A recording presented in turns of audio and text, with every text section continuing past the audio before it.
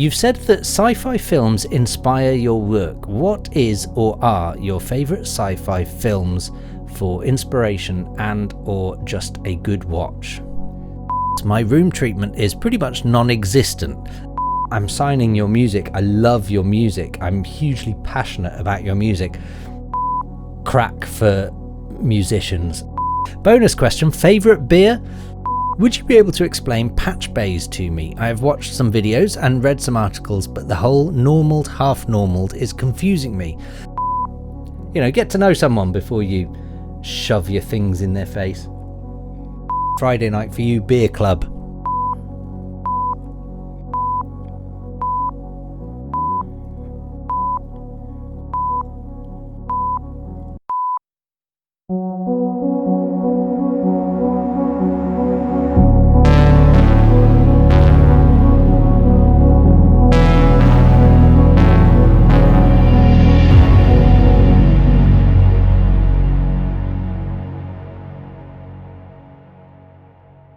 Hey guys, welcome to the Kane audio vlog. It is Friday. It's time for another Ask Me Anything.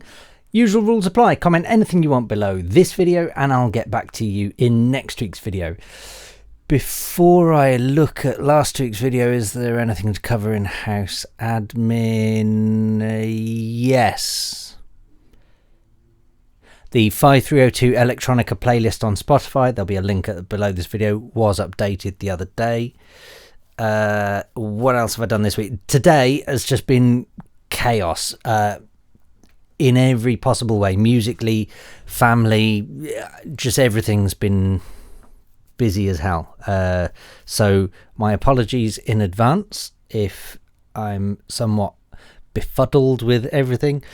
I've also spent the week, I'm assuming you can see somewhere around here, the Subharmonicon and the Mother 32. Yeah, I have still got a few more bits to arrive. Oh, and also I think this was here last week, but I actually didn't mention it. The M-Audio Keystation 61 Mark III.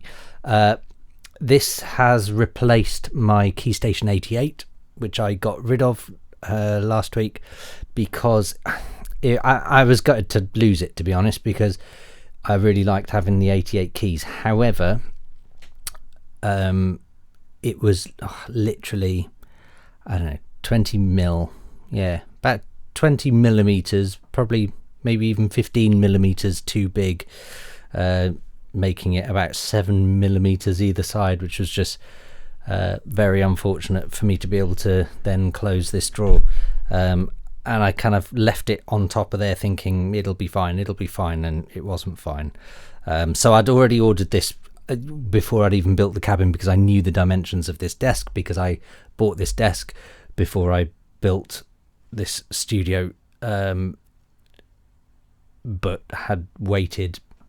All of this has come together anyway, whatever. It's all slowly coming together. That's the point I'm trying to make.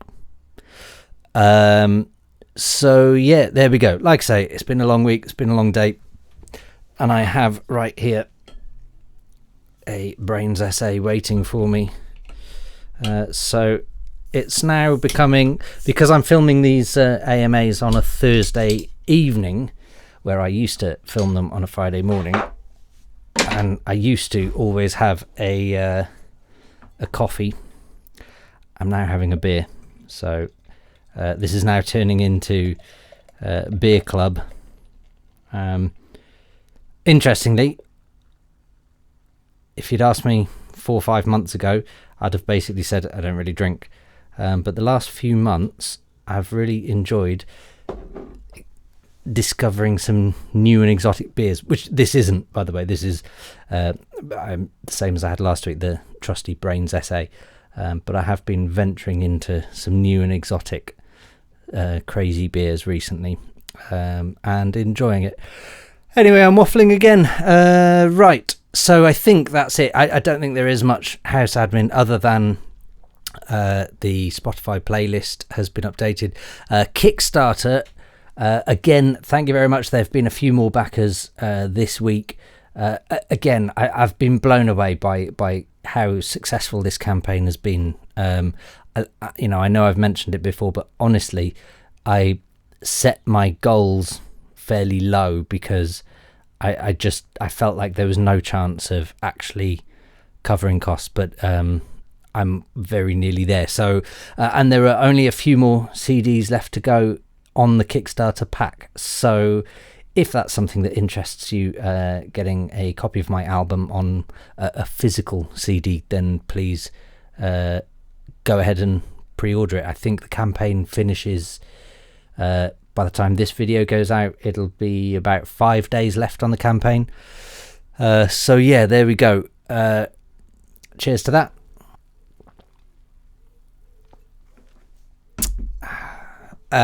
Right, starting at the top. Marin Rados. I don't know whether you're French or not, but that's now how I'm pronouncing your name, which I think, if I remember rightly, you were the Mexican Deadmau5. Hey Dom, it's been a while. Maybe you don't remember me because of my YouTube username, but I think you'll remember me by Mexican Deadmau5 guy. I'm not Mexican, by the way. I know. It's great seeing you still making videos for YouTube. I've been busy this year because I actually started making music seriously. So I committed to that and already released 2 tracks, and I'm planning on releasing a 3 to 6 track EP. Well, high five for you then. We'll decide on some tracks. I still got lots of time, hopefully later this year. And then you've starred a bit. You don't have to read this part out for the video if you don't want to.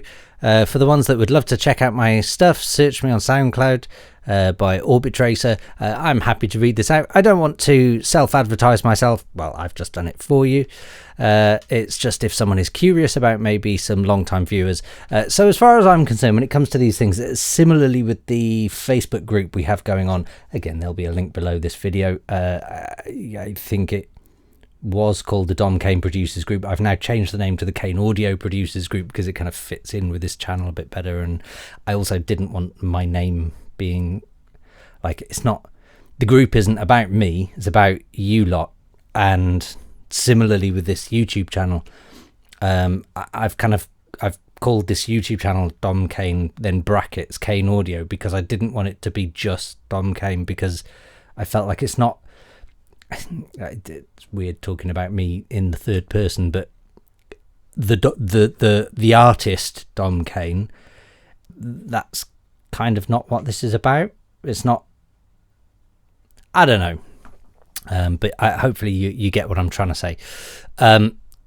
So yeah, but with this YouTube channel, and like I say, exactly the same with the Facebook group, you know, for long time viewers and people who have inputted into these things, I've got no problem with you sharing links to your releases. I know YouTube will spam links, so don't post the link, but tell me about it or whatever, and I'm happy to sort of read it out. Similarly with the Facebook group, you know, I've said to people in there, if you're participating in part of the group and you're part of the Facebook group and you're helping people or being helped or whatever, then you know, I have no problem, and I see the names pop up on a regular basis. And so if I see you posting, hey, here's a link to my new release, great, it's fine, it's not a problem. What I don't want, and this is something I have also seen in the Facebook group, and I've mentioned to the moderators as well before, you know, if you see someone who's just signs up to the group and instantly just posts a link to their SoundCloud with no explanation, or a link to their latest release or whatever, as far as I'm concerned, instant ban, because it's clearly written in the rules when you sign up to the group, and it's just, I just think it's rude, if I'm honest, for no other reason than it's just rude. You know, get to know someone before you shove your things in their face.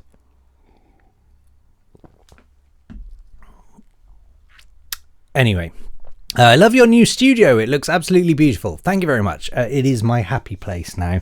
It's, again, long-time viewers of this channel will know it's taken me years to get this far.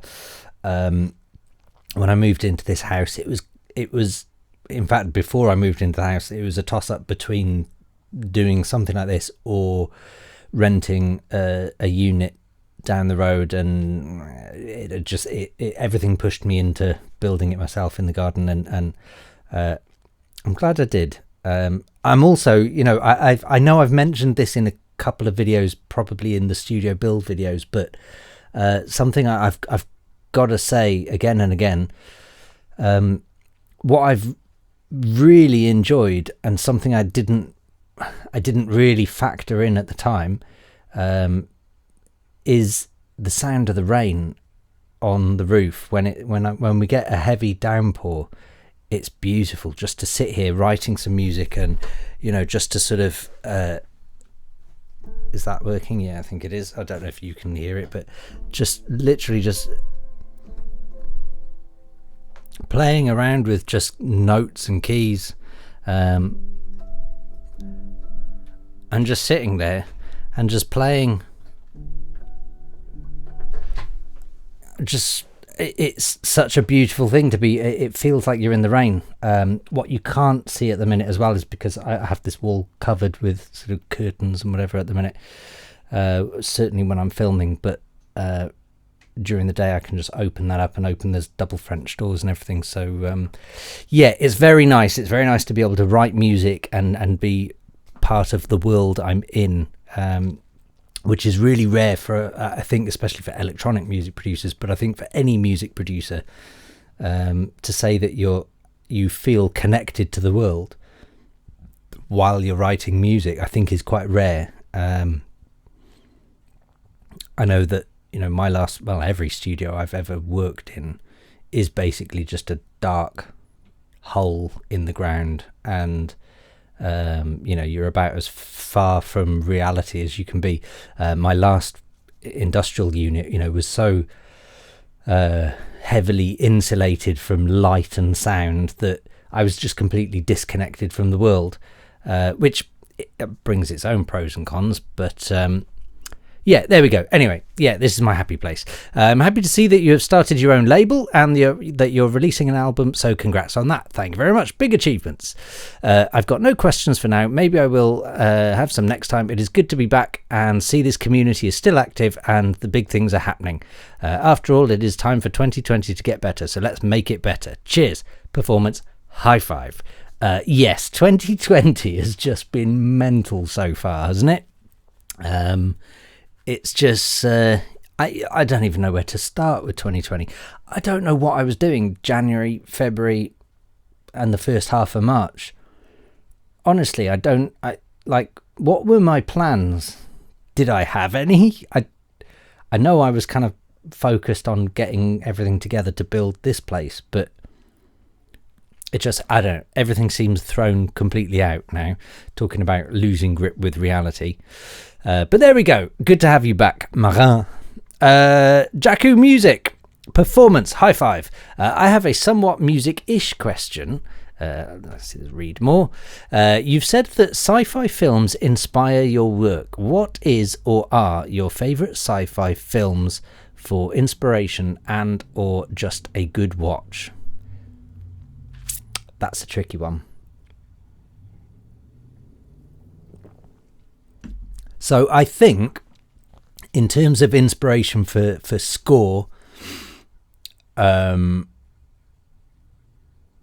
would say Interstellar is for me just sublime, partly because the score isn't what you'd normally expect in a sci-fi film. In a sci-fi film that's futuristic and spacey, you'd expect everything to be very electronic and very mechanical, and instead Hans Zimmer's gone for natural reverb and a church organ, and it couldn't be further from sci-fi sound design. But I love that dichotomy. So yeah, there we go. In terms of general good watches, do you know what I mean? I could probably list the top 10 current sci-fi films, but I think everyone would know those. I also like a lot of B-movie stuff as well. There's a film, Europa Report. That's a great film. It's technically a B-movie because it was super low budget, but it's not B-movie like cheesy B-movie, which I love as well. I know I've mentioned those on these videos before. I think I mentioned Titanic 2 being one of the best B-movies there is. It's just brilliant. Or what was Sand Sharks? That's another one as well. It's hilarious. It's so good. But that's not what you asked. Sci-fi films. Yeah, Europa Report is a B movie that it works. It works on every level. As does Moon. That's not a B movie, but Moon is kind of similar to Europa Report, or the other way around. And again, the scores on all these things are they're just great. And I find it's not even just the score. There was a film Netflix put out. So there's Annihilation. The sound design on that is amazing. If you haven't seen Annihilation, go watch it. But that's not even the one I was thinking of. There was another one Netflix put out. Is it called Mother? I think. I'm pretty sure it's called Mother. Again, if you find that on Netflix, watch it. Really cool film and some nice score. But it's weirdly, it's not just the sci-fi film that it's not just the sci-fi score that inspires me. It's sometimes just the film as well, the visuals, the philosophy. And I guess for those of you who haven't worked it out by now, I like the philosophical side of a sci-fi film. And something I've said, part of the pitch, the brief of 5302 recordings is that I want it to make you question your place in the universe. And I think that's my favorite kind of sci-fi genre, if there is such a thing. It's something that makes you question your place in the universe. So it's that philosophical side of stuff, something with a bit of substance and depth. You've written, I can't get enough of 2001 A Space Odyssey and the sequel. Hang on. There's a sequel? Have I seen the sequel? Right, I'm going to have to look that up.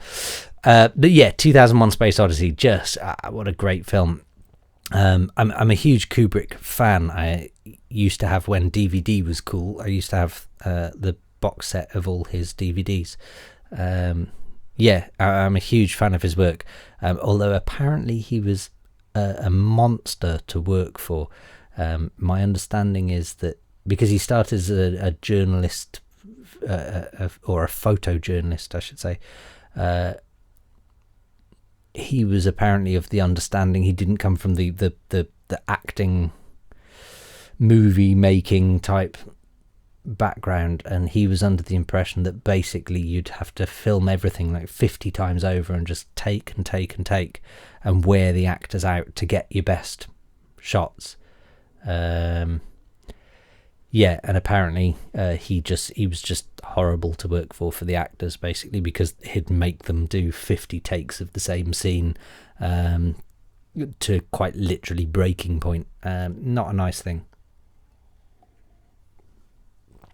But he made amazing films, so it is what it is. I've also noticed a bit of talk about room treatment, etc., and would like to confess my room treatment is pretty much non-existent. Mostly storage boxes and an old Tassimo machine. Other pod-based coffee machines are available. Have a fantastic weekend. You too.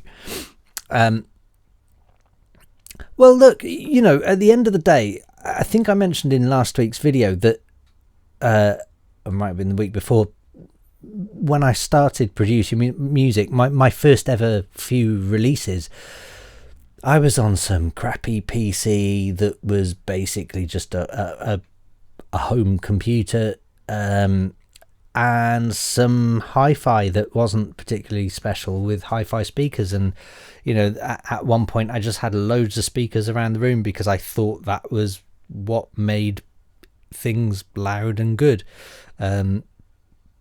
When in my late teens or whatever, so I certainly didn't have a treated room back then. And I think it's only as you sort of progress and I think anyone who wants a career in music, it needs to understand that it's quite likely going to be a slow career. It's gradual things, and I think stuff like room treatment's just something that I've built on as my career's gone along. So while it's easy for me to sit here and go, oh, it's essential, at the end of the day, you work with what you've got. And look, this is Jakku talking, Jakku of 5302. I'm signing your music. I love your music. I'm hugely passionate about your music. So if your room isn't treated, well, don't treat your room. Whatever it is you're doing it right, as far as I'm concerned. So yeah, who cares? It's just not it's not a big deal. I'd be more concerned about the Tassimo machine. Get some real coffee. What's wrong with you? But yeah, have a fantastic weekend. Moving on, Deadly Custard, talking of 5302 artists, here's another one. Deadly Custard, I saw on the Instagrams that you've got a new toy from Moog, a little bit of semi-modular goodness. Show and tell. Yeah, I already have shown and told. So yeah, again, as part of moving forward with this new studio and the environment, and with 5302, I kind of felt like I wanted to get something that was just a bit more experimental. I've always kind of stayed clear from modular synthesis. I've always said it's not my thing. I don't do that. It's crack for musicians. But I think, I don't know, maybe it's an age thing. I don't know. I just kind of fancied, with all of this new setup, I think kind of tying in with what I was saying earlier with being more surrounded by nature and aware of my surroundings. I feel like, at least for now, semi-modular is kind of a way to go, where I can just sit, and like I was saying about just being able to sit and just, throw some notes down.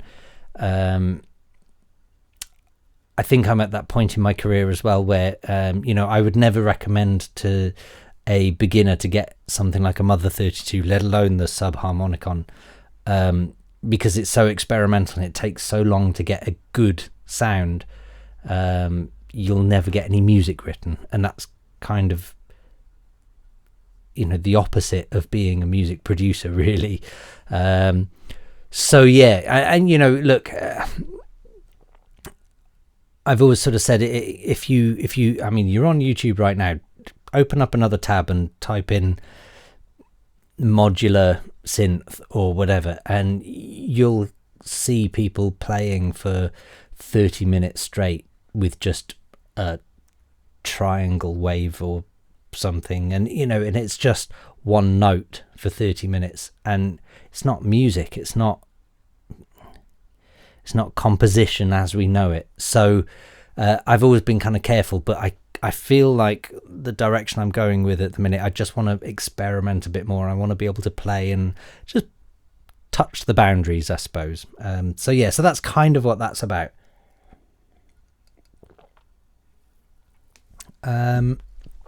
Yeah, I'm hoping it works, but it's kind of experimental for me, and I'm I don't know, it's just not my normal thing, I suppose. But yeah, we'll see what happens. Moving on, Cavacay. Cheers, Dom. What a performance. High five. Hope you had a good week. Yeah, I did. Like I say, it's just been busy. Interesting points on AI mastering versus getting a human to do it. Does have its place. It reminds me of the sample libraries versus real musicians debate to an extent. I think Spitfire Audio, with their royalties model, has proved that sampling has actually been beneficial for working orchestras and ensembles in a lot of cases. Yeah, I think so, although I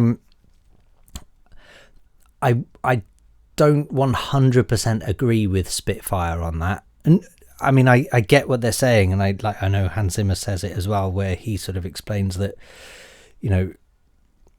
sample libraries haven't removed his need for an orchestra, and I get that for him. That's absolutely true, but I don't know if that applies to the rest of the world.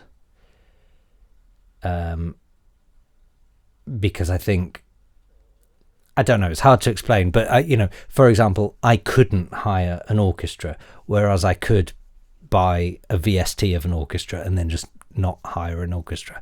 However, I suppose if it gets me a good job, then maybe it puts me in a position to hire the orchestra. I don't know. It's a complex issue. However, I'm guessing that there isn't much budget outside of the soundtrack work for getting professionals to perform something the composer mocked up with samples of that's kind of just what I was saying. Is that something you've done with your commercial composition work? No, absolutely not. I'm not fortunate enough to have been commissioned to create orchestral sounding work, although it's something I would absolutely love to do. It would be a dream come true for me, and it always has been, and I think it will be for a very, very long time. I mean, put it this way, my album that's coming out September 18th on 5302 Recordings, there's a Kickstarter campaign to pre-order it now, link below this video,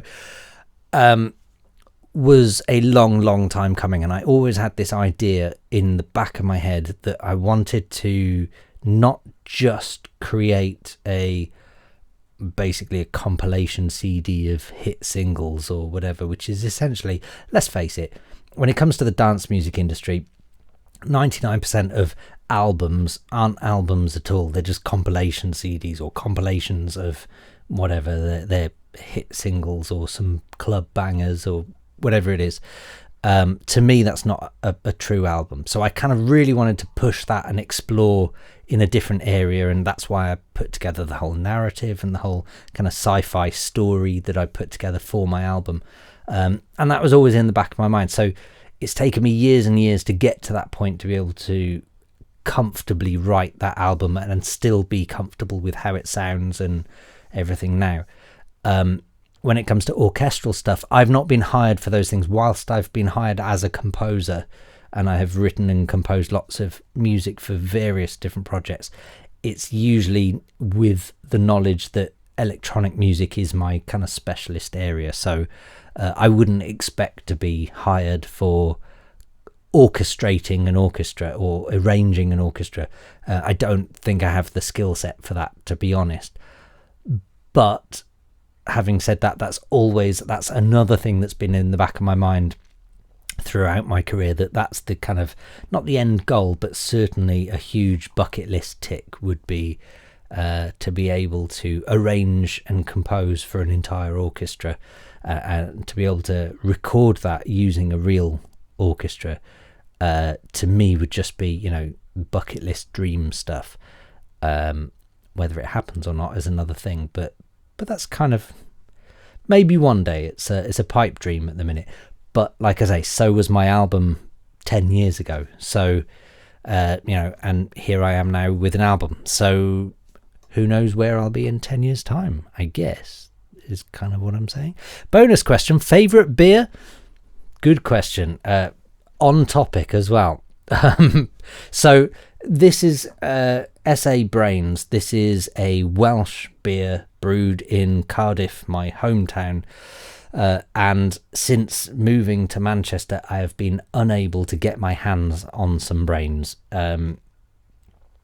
However, during quarantine, a company called Metropolis Craft, I think, so they do craft beers and stuff, they've finally signed up to delivering Brains SA, or maybe Brains finally gave in and started delivering to distributors,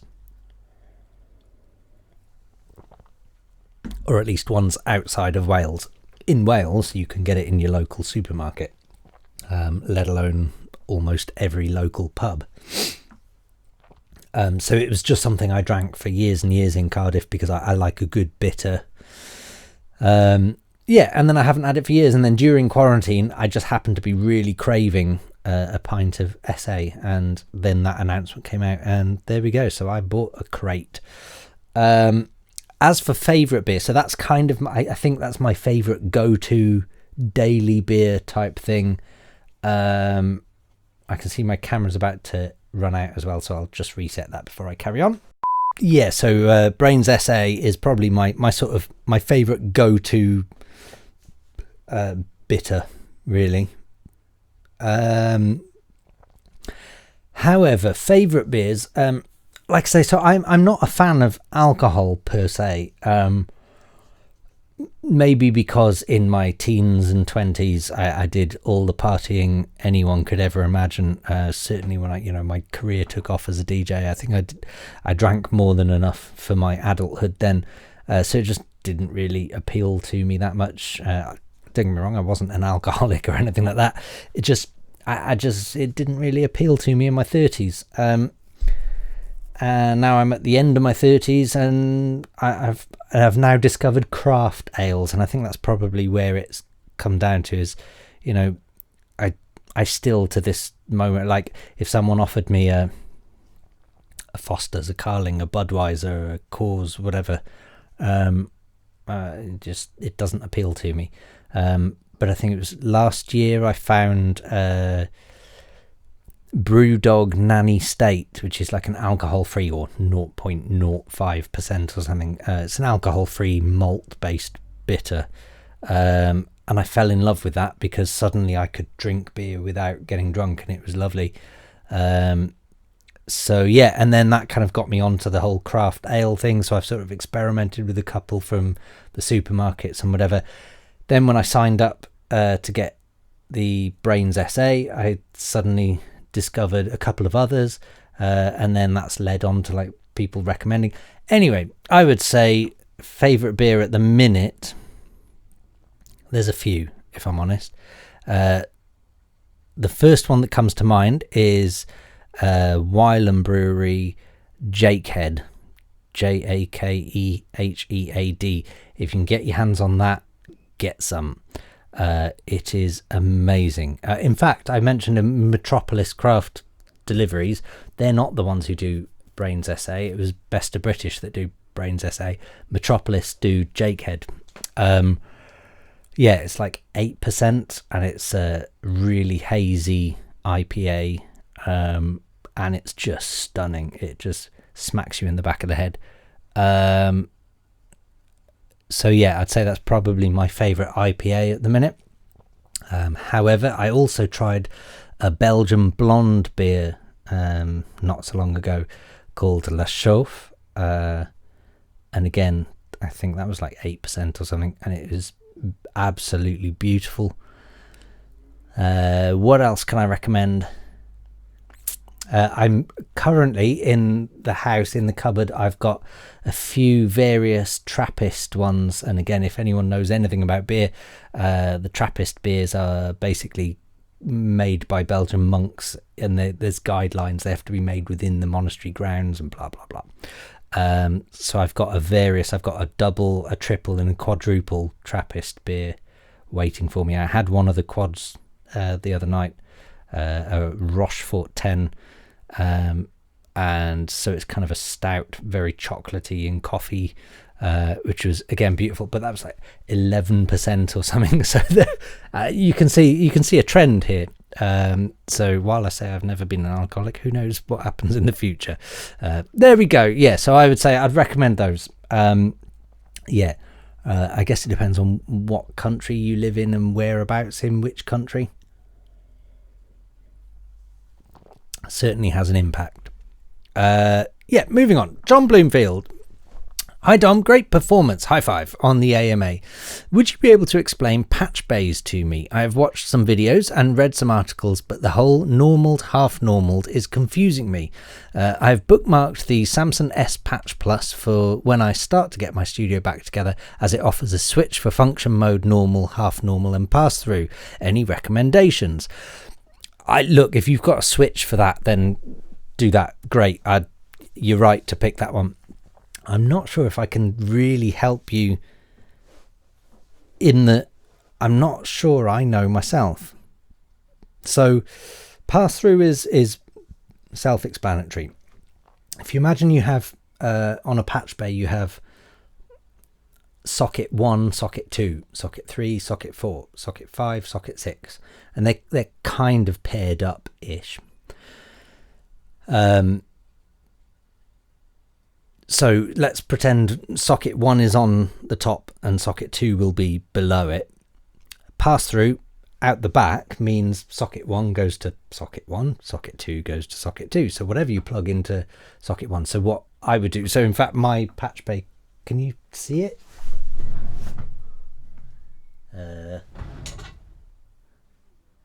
Down here you can see wires and whatnot.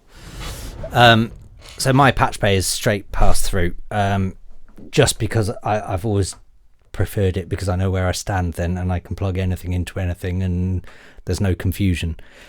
I guess it also depends on how you are using your studio.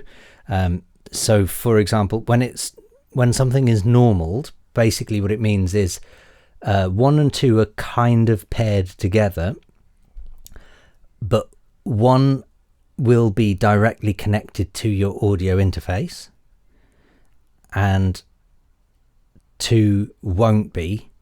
So it means that if you plug something only into 2, it breaks that connection, so it's no longer connected to your interface. And if you only pass into socket 1, then it connects directly to your interface without needing anything plugged into the back or it connecting to anything. So the reason you have that, and the half normaled, I think, and I could be wrong here, but half normaled I think is where you literally just have half the sockets are normaled and half aren't.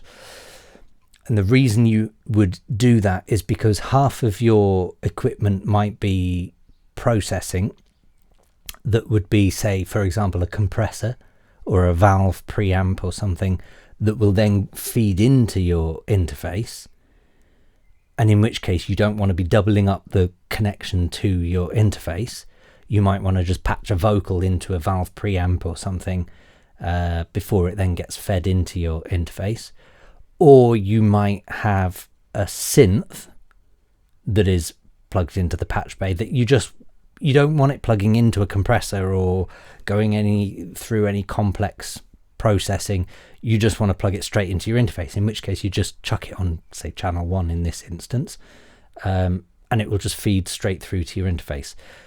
I think hopefully I've kind of explained that as best as I can in layman's terms, but generally it's when it's half, it is because half your equipment just feeds directly through to your interface, and half your equipment might want to be patched into other bits of equipment and then chained up beforehand. So I think it kind of depends on what equipment you have, on whether it's like end of the chain, middle of the chain, or beginning of the chain equipment. I think that makes sense ish. Hopefully it does. That's my understanding of it anyway, but please correct me if I'm wrong. Cavacay 250. Well, if you're having one, I'm guessing that's a beer reference. So I kind of figured, look, I filmed this on a Thursday evening now, and so clearly when I was filming it Friday morning, it was coffee o'clock. It's now getting into late Thursday evening, so it's beer o'clock. Crack on, join me, have one. I feel like this could easily turn into a Thursday night for me, Friday night for you, beer club, and in which case, let's do it. Then finally, Yanis Lokmelis, hi Dom, performance, high five. There we go, my friends. That is it for this week. Hopefully I've not waffled too much this week.